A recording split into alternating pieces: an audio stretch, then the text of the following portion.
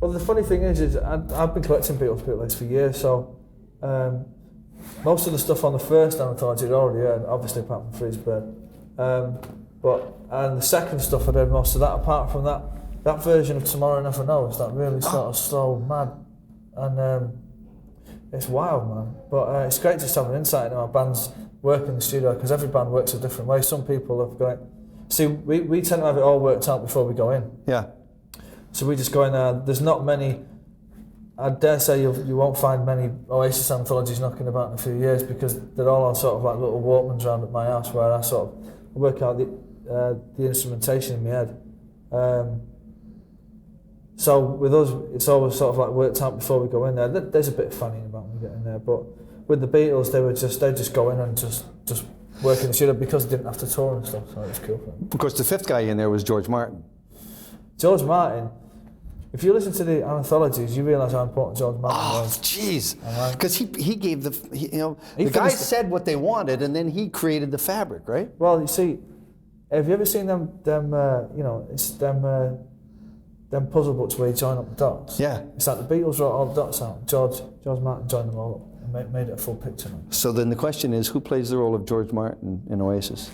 I have to say it's me. Me and Owen Morris. Well, it's all in the preparation for Oasis, really. Which is why, I mean, Morning Glory took 15 days, and people go, "Wow, you only spent 15 days in the studio." But I mean, I did spend 3 months in a bedroom with an acoustic guitar, sort of with pieces of paper writing out where the string sections would come in and all that. So. Did you play it in your in other words, your chips in your head? Yeah. All right. Are you afraid that you'll forget anything? Do you hum it? How do you capture it? I have a little Walkman, and I played the song on acoustic guitar while I was singing. So that'll be the basis of the song. Will be worked out all the separate parts. There'll be the intro, the verse, and the chorus, and then there'll be the definitive version on cassette. And then I'll just listen through, and I'll say like first verse, tambourine drop out, and then we get in there. It's just bang, bang, bang, bang, bang. It's in, it's done. It's quite easy. Start with the lyric, or a riff. Just start with the riffs. Yeah. Just chords, really. The lyrics usually come last. The lyrics usually are not worked out until about 2 days before we leave the studio. And it's like, so I mean, some sort of like Wonderwall came as a whole piece, the lyrics and the music was all finished off. But a song like Hey Now and Champagne Supernova and Don't Look Back in Anger I had little bits and pieces, and then it came to sort of leaving the studio, and it was like, well, we need these lyrics, man. So then I had to sit down and really work at it. So the lyrics come last. I went to the opening of the Rock and Roll Hall of Fame in Cleveland, and I got a chance to talk Was I in there? Am I in there yet? Yeah. Am I in? I think there's a poster, yeah. Oh, fantastic. Well, you've just started. You're just babies yet. Sam Phillips, of course, who was Elvis and Jerry Lee and all that stuff. I said to him, what have they missed here? They've got all these material things and papers and lyrics, and he said, they haven't captured what it's like to be in a studio to actually make the record, the stuff that flies through the air. Yeah, the magic, Yeah. Because the most magical thing for me about there's sort of 3 phases. There's like, I'll write a song on an acoustic guitar, and then I'll just be hearing it, sort of me singing it out that way, and it's going, the whole song is, the hole on the acoustic guitar is pointing that way, and my voice is pointing that way. And then I'll take it to the band, and then so the music's coming back at you, so then you get a different perspective on the sound of the song. And then when you go in the studio and it's all mic'd up properly, and then when it's actually coming out of the speakers, that is the magic of being in the studio, because you could never capture that on tape. You can only capture that through human ears, Beatles did it with 4 tracks? Do you know what I mean? I mean, it's sick, isn't it? Could you do what you're doing with 4 if you were... You'd find a way to do it, wouldn't you? If I had to, I could, yeah, but luckily enough, I don't have to. How many do you use? As many as you need? We tend to use we tend to split the desk. If it's 24, we go 48. It's panic left and right and that. Yeah, we use as many as we can. I mean, if it was 1969 now or 1966 and I had 4 tracks, then I'm sure I could utilise 4 tracks, but I don't have to, so I don't have to work at that. So. Do you have to be a tyrant in there? Oh yeah. I'm not very happy to be around in the studio. You're a shit then. I'm a shit, yeah. All right. Yeah. I'm an asshole. Very good. Are you consistent, day in, day out? I'm consistently an asshole. Yeah. Well, it's not like one day you're a nice guy and the next day. No, I'm a twat all the time. All right, okay. So they know what to expect? And I guess because one of those guys in there is your brother, and you've lived with him all your life. That's where it comes in, like the Davies, Ray and Dave Davies from the Kinks. There was clobbers on set. Yeah. Well, somebody has to see if you're in a band where you all write your own bits in the songs, then you all tend to look after your own piece, and then hopefully by the grace of God it comes together. Where the way, which is like the Beatles, you know, they had their own certain, Lennon and McCartney wrote the song, but they let George have a free hand and do what he wanted. Yeah. With Oasis, it's totally different. It's like, I mean, I'll tell everybody strictly what to play, and if they're not playing it right, then they get shouted at. Because you got it in your head. Yeah. Well, I can play all their instruments, you see, and I can't play mine. Somebody on the barricades, as we were walking in, said, ask him something. So these are not my questions, but... I thought you were going to say, these are not my glasses. I don't know, was it you that stated that you feel Oasis as a band that will have run its course after the third album? I said words to that effect. Okay. Yes, or that's not possible. No, it's silly. It was taken out of context. There's a couple of questions about lyrical content, and you're the guy to answer that.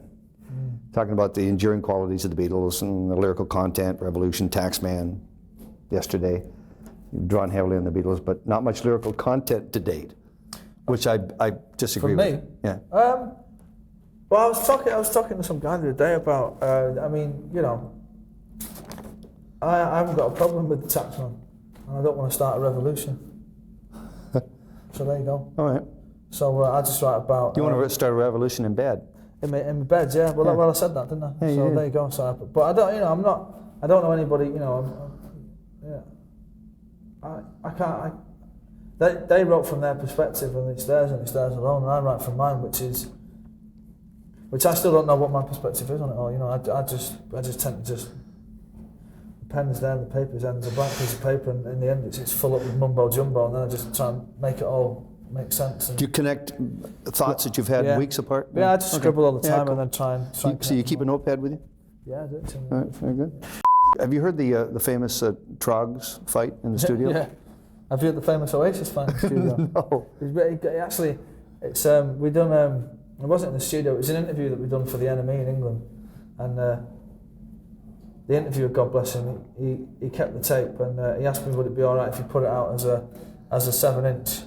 So I said yeah, and it was me and Ali arguing over what was the essence of a rock and roll band, behaving like a rock and roll band, or actually, well, basically the argument was Liam was saying that the Rolling Stones were a great rock and roll band because they got arrested and because of the lifestyle. Pissed on walls. Yeah, and I said that the Rolling Stones was a great rock and roll band because they wrote Jumping Jack Flash. And anyway, this argument ensued and it ended up in a fight. So this chap put it out as a 7-inch, and it actually got in the charts in England, believe it or not. And it's called Wibbling Rivalry, and it's 15 minutes of swearing. That's what it is. It's 15 minutes of me and our kids swearing. Are you going to do the Craze project? The movie? The Craze? I've heard something. They're going to do it. Well, from what I read, you're doing the score, or you're going to play the brothers. No. I'm not an actor. I'm a musician. I'm a songwriter. I'm not into acting. I'm not into writing film scores, to be quite honest with you. I'd write one for Quentin Tarantino. I reckon I could write a good song with loads of people blowing each other.